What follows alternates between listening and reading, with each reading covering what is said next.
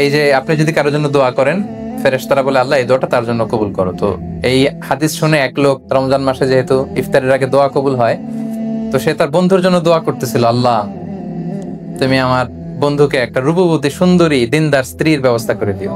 তো পাশেই রান্নাঘরে আবার তার ওয়াইফ রান্না করতেছিল, সে রেগে মেগে আগুন দৌড়ে আসছে, এই কিসব দোয়া করতেছে।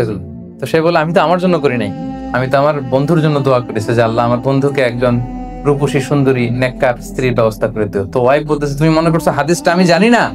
অন্যের জন্য দোয়া করলে এটা তো নিজের জন্য আগে কবুল হয়। তো ওই বেচারার স্ত্রী ওই হাদিসটা জানে যে আপনি যদি অন্যের জন্য কোনো ভালো দোয়া করেন, ফেরেশতারা বলে ওয়ালাকা বিমিসলিন, আল্লাহ এটা তুমি তার জন্য কবুল করো।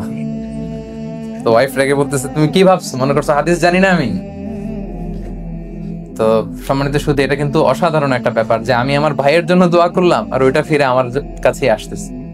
আপনি অন্যের জন্য যা যা দোয়া করেন, আপনার মৃত আত্মীয় স্বজন, আব্বা আম্মা ভাই বোন, তাদের ক্ষমার জন্য যদি আপনি দোয়া করেন, ফেরেশতারা আপনার ক্ষমার জন্য দোয়া করে। তাদের যে কোনো সমস্যা নিরসনের জন্য যদি আপনি আল্লাহর কাছে দোয়া করেন, ফেরেশতারা আপনার সমস্যা যাতে দূর হয় এই দোয়াটা করে।